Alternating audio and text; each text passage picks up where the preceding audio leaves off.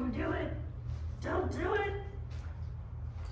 All right, so I just wanted to do a little demo of her obedience. It'll be a two-part video. Well, the first one will be inside, so you can see what it looks like when there's not, off, good. When there's not any distractions, competing motivators.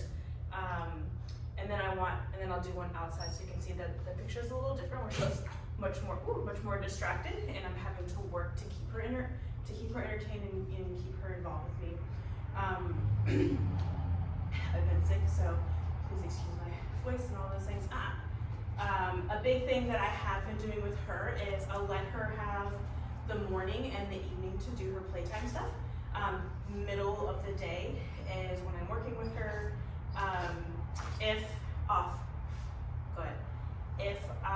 If she doesn't want to participate with me, instead of trying to force things, I just put her away. So I'll put her away, and then I'll work with another dog and then bring her back out to try again later. So I think that's a really good tactic to have at home too, where you're practicing things with her, is if she's totally blowing you off, not paying attention, she just goes into her crate for a little bit.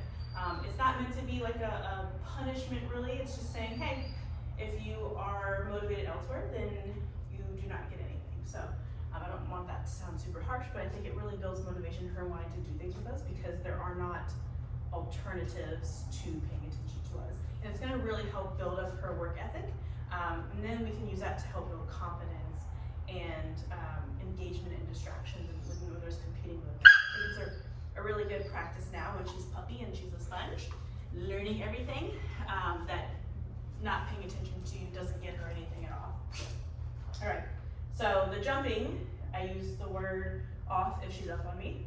I can also use the word out, good girl, where she moves away from me. Out would be something that we'll use also to, if she has something that you don't want her to have, I will say the word out and then just reward her for coming back to me. So that kind of eliminates you needing to go and take things and physically remove her, so you're not putting yourself in a situation where you're getting bit. Out, good girl. So I'll say the word out, and then I'll kind of show you this way. Out, yes. Move into her space a little bit and toss a treat away from her. I didn't get very organized before this. Her place, that was a huge obstacle to overcome, because she was very scared of this. Off, good girl. So still having to do quite a bit of luring onto it, place. And normally I have her on a leash to kind of help guide her on, but I'm really trying to make her be more involved and make her own decisions, so that way she wants to do it more in the future instead of forcing her into things. So come in. If she is all free willy-nilly without a leash, then good. There you go. Then I can help her, come out of her shell a little bit, and she's not feeling so forced into doing it. You know how to do it. Come on. Good girl, yay! I know it's so good and brave. Come on. You know how to do it. Where is he? Nope, we're not using me. Come on. Off. There you go. I know, it's the first one of the day. We had to start all over again, apparently.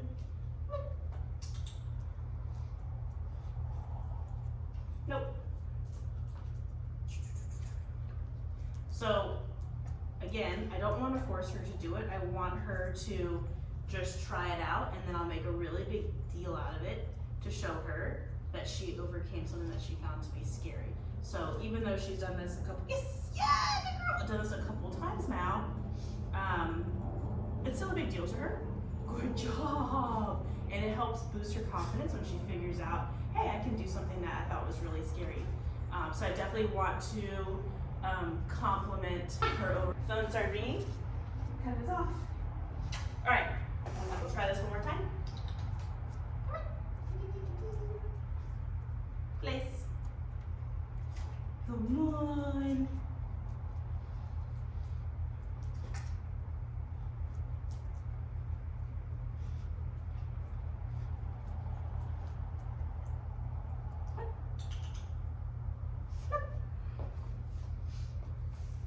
right here. She doesn't want to do it. I'm going to just simply put her up for a second.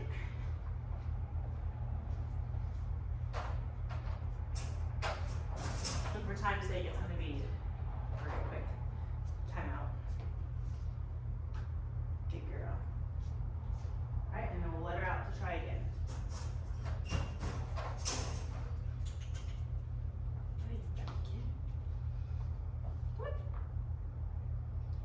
Yeah, there we go.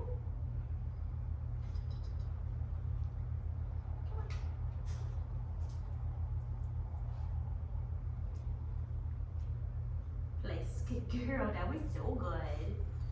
Good. Again, our marker is good, means to remain in behavior, good, and I can keep rewarding her as she's in behavior, good. Good.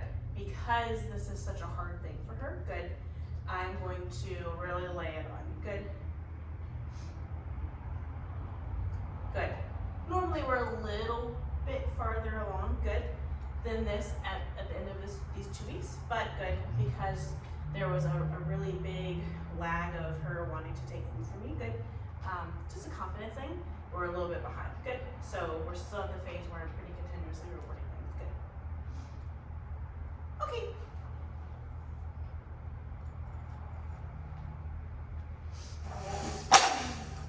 Where are you? Sit. Good. So this one, she's a little bit more confident with doing it, where we're not doing the treat, treat, treat. Good. Inside at least. Outside, I would go back to more of that where it's good, good. Like I want to keep her good, engaged with me. I am making it a point to good. Reward her eye contact up with me. Good.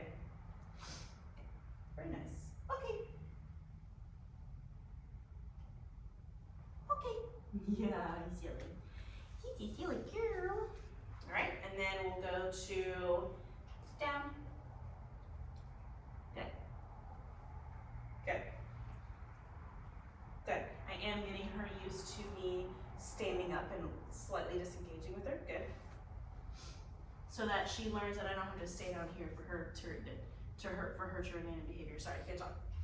I can start adding in some movements here and there. Good. Neutralizing the things that I do around her. I want her behaviors to mean remain in this behavior until I give the release word. So no, down. Good. So in order for that to work, I have to gradually introduce things that are going to be happening around her. Good. And reward her for not reacting to them, to responding to them. Good. For leash walking, I want her to, we're doing a couple of things. I am trying to build value in her being by my side. So I'll reward when she's in the area that I want her to be.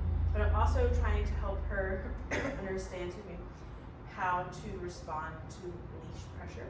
So dogs naturally pull against pressure. They will pull, create more pressure when they feel tension in the leash. So I want to show her that when she moves into that pressure, that the tension goes away and she's rewarded for that. So we have to put value in her moving into the pressure. So doing a little bit of luring, having her follow my hand around. Good. When she's in the right position. Good. It's okay. It's just the leash, the thing. I'm trying to use, good, the leash as little as possible when she's in the right area, but if she starts to drag ahead, I'm going to stop moving forward, apply leash pressure backwards. When she turns into me, I will YES that and reward. So let's go. Good. Good. Good.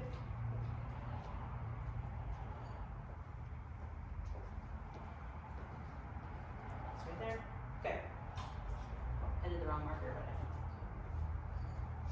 but good. If she looks up at me, and that's when I'm marking. Good. If she continues to look up at me, then I'll just every couple of steps do it. Yes. There we go. That was a better example. Okay. So kind of fading the lure. I don't want to have to be doing this so much. It's just up here. Good. And she can let me know when she wants to reward. If that makes sense. By looking up at me. I want her to feel like she's in control of when she gets a reward by looking. Nope. Yes. So lure her back into position. Let's go. Good. Good. Good.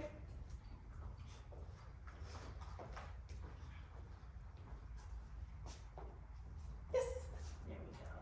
I know it's hard to tell by just looking how much pressure and when the pressure is being released and all those things. But I want it to just at the very first instance of her moving into that leash, where the slack kind of comes in, and that's when I'm marking with that YES. Nope. Good. Yes. And then I kind of run backwards to help her prey drive, chase after that reward. Good.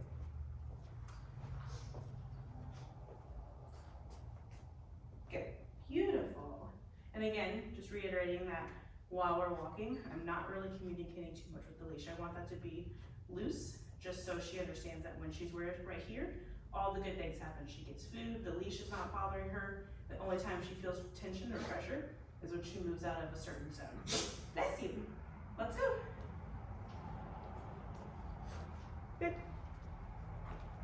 Also, where I place my reward, good, is where I want her to be. So even if she's up ahead a couple of steps, when I say good, good, I keep my hand back by my side, good, where I want her to be, good. So I don't want to reward her up here and show her that that's a good place to be. I want to reward her back here. How I have my treats is, no, you lost it. Nope, out, yes, good girl. I have them just in the nook of my fingers with my thumb over. I'll come closer. When I say the word good or yes, I just move my thumb out of the way so that she can lick one of the treats out. Out! Yes. Here. So see how they're all still there? I just kind of, yes, moved my thumb out of the way a little bit so she can scoop one out. Get it. Go find it. Where'd it go? Where is it? Gotta use your little GSP nose. Go find it. Yeah, good girl. That's another thing that I've been playing around with her. Is, I did this with another little GSP puppy that was super nervous.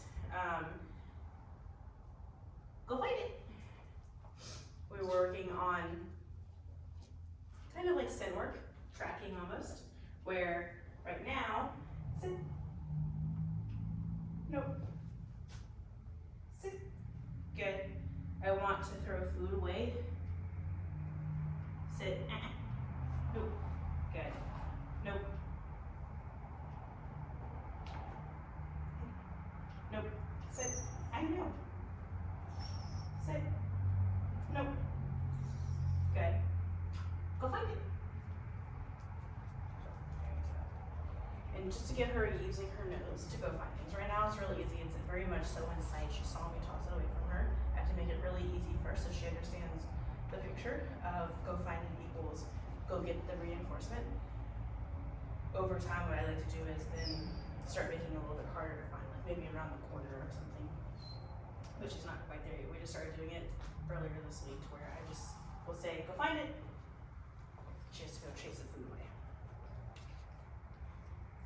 I hope this makes sense. I'm really struggling here today with my flu. Good girl.